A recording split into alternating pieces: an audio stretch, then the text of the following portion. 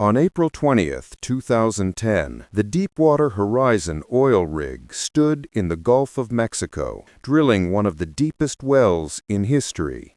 That night, a sudden burst of gas tore through the drill pipe, igniting a massive explosion that engulfed the platform in flames. Within minutes, the crew was fighting for their lives, and the rig, once a symbol of modern engineering, was sinking into darkness. What followed would become one of the worst environmental disasters the United States had ever seen. The Deepwater Horizon was a semi-submersible drilling rig owned by Transocean and leased by the oil giant BP. At nearly 400 feet long and capable of drilling wells over 5 miles deep, it was considered a marvel of modern offshore engineering. Built in 2001, the rig operated in some of the most extreme environments on Earth, far from land, where weather, waves, and pressure constantly tested human limits. In early 2010, the crew was working at the Macondo prospect, about 40 miles off the Louisiana coast. The project was behind schedule, costing BP hundreds of thousands of dollars each day. Pressure from management grew. Every hour counted. Safety checks were sometimes rushed, and corners were quietly cut.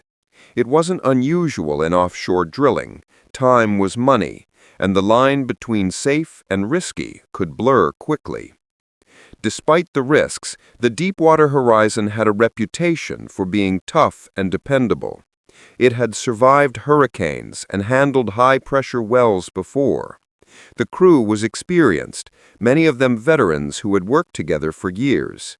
They trusted their machines, they trusted their training, and they trusted that if something went wrong, the rig's advanced systems would keep them safe. On the surface, everything seemed under control. The blowout preventer, a massive stack of valves on the sea floor, was designed to seal the well instantly in case of a pressure surge. Alarms, sensors, and safety drills were part of daily life. BP often described its operations as among the safest in the industry. Yet beneath the calm rhythm of the work, small problems had begun to appear. There were signs of gas leaking into the well. Mud pressure readings fluctuated unexpectedly. Some tests showed abnormal results, but they were dismissed as minor errors. After weeks of delays and cost overruns, the crew was eager to finish the job and move to the next site. Few realized that the mixture of gas, oil, and pressure building deep below the ocean floor was preparing to explode. The day of April 20th started like any other. The crew gathered in the galley for breakfast, checked their systems, and joked about heading home soon. The Gulf waters were calm, the horizon bright. On the surface, the Deepwater Horizon looked like a self-contained world of steel and light, steady and invincible. But deep below, 18,000 feet under the sea, something deadly was moving upward, something no one on board would see coming. As the evening of April 20th, 2010, the Deepwater Horizon's crew continued their final tests before sealing the Macondo well. The task seemed routine. They had spent weeks drilling nearly 18,000 feet below the Gulf floor, and this operation would temporarily cap the well until a production rig arrived later. The mood was light. Some workers talked about heading home soon. Others prepared to finish another long shift. At around 5 p.m., the crew performed a negative pressure test, a safety procedure to ensure no gas or oil was leaking into the well. The readings, however, were confusing. One line showed a dangerous pressure buildup, while another appeared normal. The test results didn't make sense, but after several discussions between BP managers and Transocean supervisors, the anomalies were dismissed. They concluded it was a faulty reading. The job continued. Below them, thousands of feet under the sea floor, A volatile mix of oil and methane gas had escaped through the cement seal and was racing up the drill pipe. The gas moved silently, invisible to sensors. As it rose, it expanded, gaining speed and pressure. The men on the rig had no warning. At 9:47 p.m., the first signs of trouble appeared. A sudden surge of drilling mud shot up through the pipes, splattering across the rig floor. The crew scrambled to control it, activating valves and pumps to stabilize the pressure. Within seconds, the flow became violent.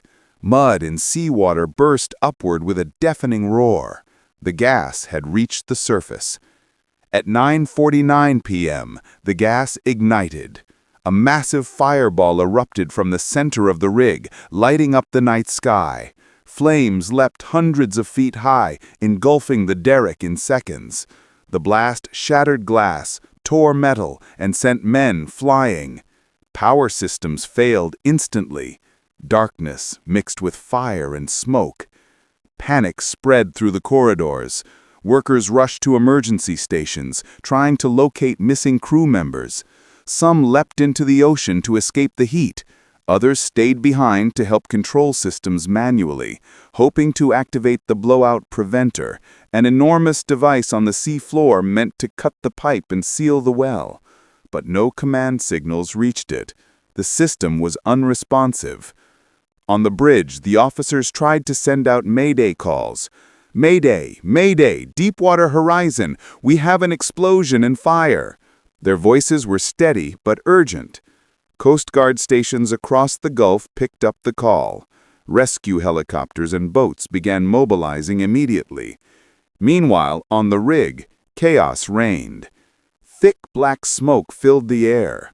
Emergency lights flickered continuously. Alarms wailed continuously. Survivors recalled hearing the roar of burning fuel and the hiss of escaping gas. Heat became unbearable. Some men were forced to jump from heights of more than 80 feet into the dark water below. In the lifeboat stations, the crew fought against time. Flames surrounded the escape paths, cutting off several exits. 2 lifeboats were launched successfully, carrying dozens of injured and terrified workers away from the burning structure. Others were pulled from the sea by supply vessels that had rushed to help. By 10 p.m., the rig was fully ablaze. The heat was so intense that nearby rescue boats couldn't approach too closely. From miles away, the glow of the fire could be seen on the horizon.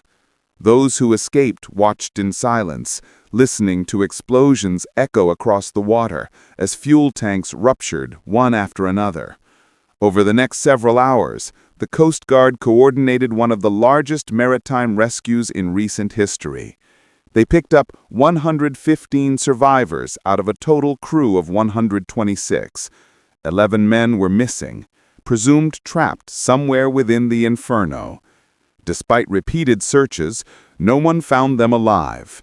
By the early morning of April 21st, the Deepwater Horizon was a black silhouette surrounded by flames. Columns of fire rose into the sky. The rig's massive structure had begun to buckle, its decks melting, its cranes collapsing. 2 days later, on April 22nd, it finally sank beneath the surface, leaving behind nothing but burning oil slicks spreading across the Gulf of Mexico. But the true disaster was only beginning. The wellhead, 5,000 feet below, was still leaking uncontrollably. With the blowout preventer failed, millions of barrels of crude oil began spilling into the ocean. What had started as an explosion on a single night would soon become a catastrophe lasting for months, one that would scar coastlines, wildlife, and communities for years to come. As rescue ships continued to search the dark waters, the survivors watched the flames fade into the horizon. For many, the sounds of that night, the blasts, the screams, the alarms, would never leave them. The Deepwater Horizon was gone, and with it, 11 lives vanished into the Gulf. When the Deepwater Horizon sank beneath the Gulf on April 22, 2010, the fires finally faded, but the disaster was far from over. Below the surface, the wellhead continued to spew crude oil into the ocean at a terrifying rate.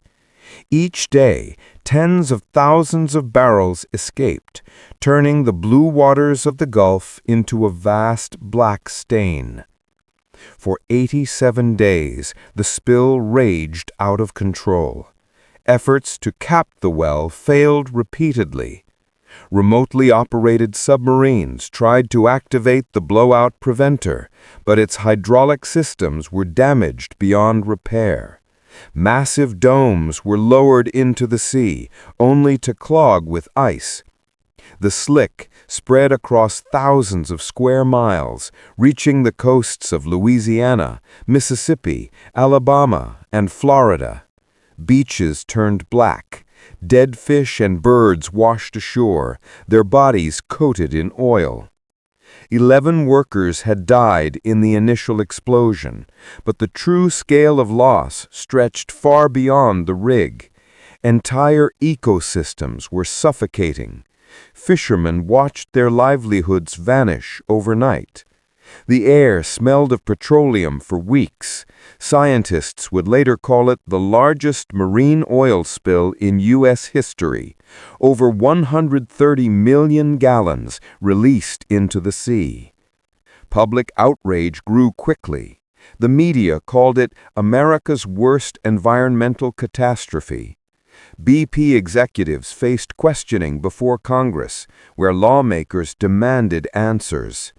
The investigations uncovered a chain of failures: faulty cement design, ignored safety tests, and corporate pressure to save time and money.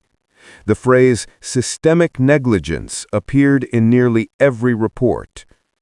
In 2015, BP agreed to pay more than $20 billion in fines and settlements, the largest environmental penalty in U.S. history. Yet no amount of money could erase what had been lost.